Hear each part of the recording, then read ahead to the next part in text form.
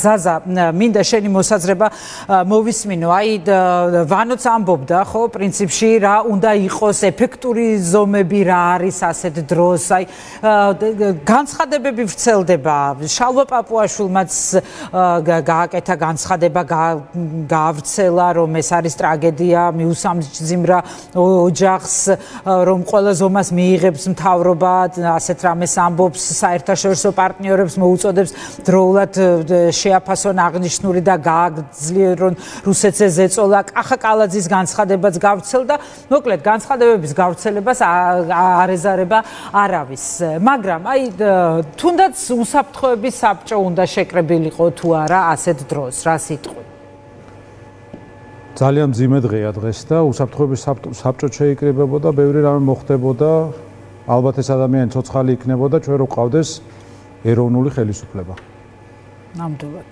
ამ ადამიანებმა მათ სახელის და გვარის გამეორება არ მინდა დღეს ყველა ნაძირულურად გარეწრულად ყველა ეს დააბრალა წინა ხელისუფლებას სინამდვილეში ყველაფერი იმის ბრალია რომ დიახ მართლა ოკუპაციის ბრალია მაგრამ ოკუპაციისა რომელსაც ისინი განასახიერებენ რუსული საოკუპაციო რეჟიმი თბილისში რომ ზის გაცილებით უფრო საშიშია გაცილებით უფრო მავნია მოღალატურია ვინაიდან ეთნიკური ქართველებით არის შემდგარი ვიდრე ის საოკუპაციო რეჟიმები, რომლებიც მართავენ ცხინვალს და სოხუმს. ეს იმის ბრალია, რომ როდესაც გიგა 4-ზორია მოკლეს ენგურის ხიდზე. რა გააკეთეს ამათმა? ჯერ 1000 რაღაც იკადრეს, რასაც აი ადამიანი მეტყველი ორფეხი არსება ვერ იკადრებს. რომელი ერთი? მერე მიიღეს ბოდიში, მერე იყო და ვიცით ხო ეს კანჯიოღლი, რაშიდ კანჯიოღლი, ვიცით ვინ არის, ვიცით საცხოვრობს. რაშიდ კანჯიოღლის წინა ხელისუფლების დროს იპოვნიდნენ საკუთარ ჩეჩმაში აფეთქებულს. ან ყურით მოიყვანდნენ ჯერ გიგა 4-ზორიას კვლელობის ადგილას და აჩოქებდნენ და ჩასვამდნენ ციხეში. გავახსენოთ ტელემაყურებელს, როდესაც გიგა 4-ზორია ბოდიში, როდესაც შალვა ტატუნაშვილი გაიტაცეს. არჩილ ტატუნაშვილი. ბოდიში. არჩილ ტატუნაშვილი გაიტაცეს რუსებმა. აწამეს და მერე გვამი გვახვეწეს. კვირების განმავლობაში. რა გააკეთეს ქოცებმა? წერილი მიწერეს რუსებს. გვითხარით, აი კიდე რა გავაკეთოთ და ყველაფერს ვიზამთო, გახსოვთ?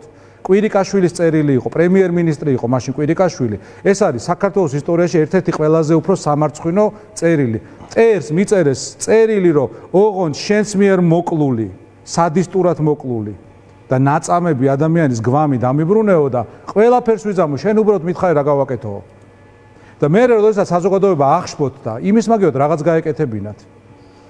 დაწერეს 4-ზორია ტატუნაშვილის სია, რომელიც მაშინვე ვამბობდი მე პირადად და ყველასთვის ცხადი იყო, რომ იმ თავითვე იყო მხოლოდ იმისთვის განკუთვნილი, რომ ვიღაცისთვის ეთქვა, რომ აი რა გინდა ძმაო, სია ხო მივიღეთ. დაახვიონ ექსია და მიუტანონ თავის უფროსს. როგორ უნდა გავუმკლავდეთ? რა უნდა გააკეთონ? აი ამ ყველაფერს ჩვენ როგორ გავუმკლავდეთ? სწორი, ხელისუფლებამ რა უნდა გააკეთოს? აი ჩემ აზრს გეტყვი, ჩვენ უნდა გავუმკლავდეთ იმითი, რომ რა ვიცი, ყველას ძალიან პატივს ვცემთ, ვინც ახლა იმაზე ვჯელობს, რა უნდა იყოს სწორი რეაქცია. ჩემი აზრით ეს არის ღია კარის წრევა. სწორი რეაქცია ადამიანისთვის, რომელიც არის ჯანსაღი, ნორმალური, პატრიოტი ამ ქვეყნის არის ბუნებრივი და ბევრი რაღაც შეიძლება იყოს. გარდა იმისა, რასაც სუსი აკეთებს, სუსი, რომელიც გითვალთვალებთ თქვენ, მე, ყველას. და ამასთანავე ქცეული არის ოკუპანტის პრეს-ცენტრად. კაც მოგვიკლავენ, კაც გაიტაცებენ, ჯერ რა სიტყვები იყო, ხო? დაიღუპავთ, გარდაიცვალაო. გარდაიცვალა, უკანონო დაკავებაო. და პრეს-ცენტრივით იქცევა ოკუპანტის ოღონდ. რაში მჭირდება მაგას ჟურნალისტი მეტყვის, სუსმა უნდა გააკეთოს ის, რასაც აკეთებს სპეციალური სამსახური, ხო? საიდუმლო სამსახური. ყურით უნდა ჩამოათრიოს ის. არ მოგვცემენ რუსები ღარიბაშვილმა ამ ჰაკიმ-ფაშამაც იმას მიხედა, ცხინვალელებს მიმართა, ხო? ითანამშრომლობთ, რა გამოძიებაზეა საუბარი. თავმოყარე სახელმწიფო საკუთარ თავს პატივს ვინც ცემს, აი ასეთ ადამიანს თვითონ პოულობს, ძალიან ადვილი იქნება იმათი პოვნა და სჯის. და მე მეორე მკვლელი ვერ ბედავს იგივეს გამეორებას. ესენი ამას იმიტომ აკეთებენ, რომ თვითონ არიან რუსები. მათი ღირებულება არის მოპარულის ნაქურდალის შენარჩუნება, ძალაუფლების შენარჩუნება და სუფეხებზე კიდიათ. გინტურიც, ტატუნაშვილიც, 4-ზორიას და ყველა ჩვენგანი. ეს რუსები ხალხს აჯერებენ თითქოს ოკუპაცია დაიწყო 2008 წელს, ოკუპაცია რომელიც დაიწყო 92 წელს, 93 წელს. თითქოს ეს ყველაფერი 2008-ში დაიწყო. რატო ვამბობ ამ ყველაფერს? გასაღები არის თბილისში. სანამ თბილისში ესენი არიან და ჩვენ დღეს უნდა გვესაუბრა ევროინტეგრაციაზე და სტატუსზე. კი, და არის თუ არა რაიმე, არ ვიცი, აი ოკუპანტების ასე გააქტიურებასა და სტატუსის მოლოდინს შორის 48 საათში უნდა იყოს ეს გადაწყვეტილება. პრინციპში აი ხედავთ თუ არა, მე გიგისთანაც მინდა სწორედ ამ კითხვით გადავიდე შემდეგ. ერთსაც ვიტყვი და თქვენ კითხვას დავუბრუნდები.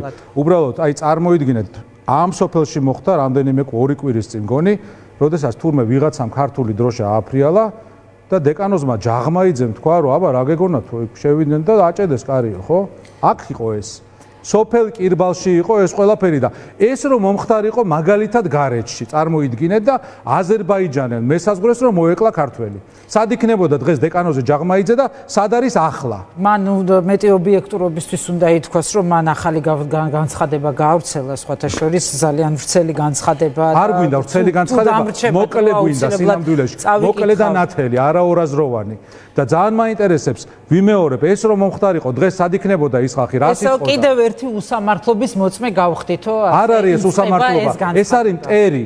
უსამართლობა შეიძლება იყოს რაღაც მიმდინარე, ხო? რაღაც ისეთი რუტინული. ეს არის მტერი, რომელიც თავს გრძნობს როგორც საკუთარ სახლში. რატომ? იმიტომ რომ სუსი კონცენტრირებულია ჩვენზე, ვინც აქავარ და იქცევა როგორც ოკუპანტის პრეს-ცენტრი. ანუ ცხელხას ხსნიან, ანუ ხანდახან გაიტაცებენ ვიღაცა სუსმა გახსნა ცხელი ხაზი. დაგცინიან, ხო?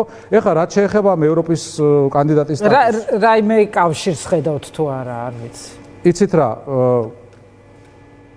დიდ სურათში რო შევხედოთ. რუსების მიზანია აქ შეინარჩუნოს საკუთარი ხელისუფლება. სტატუსით თუ სტატუსის გარეშე.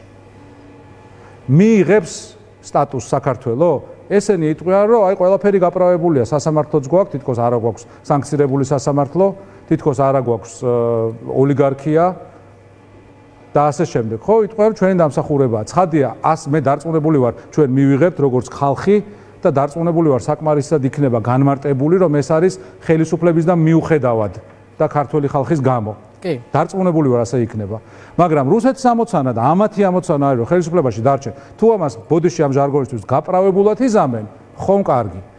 თუ ვერ იზამენ ამას, მათი მიზნები არ იცვლება და მეცაც გეტყვით, არ ჩვენი მიზნები იცვლება. ვინაიდან ჩვენ თუ შევედით ევროკავშირში და ღმერთმაქნას ევროკავშირში შესვლა ის სტატუსი არ არის, ხო? ეს მრავალწლიანი პროცესია.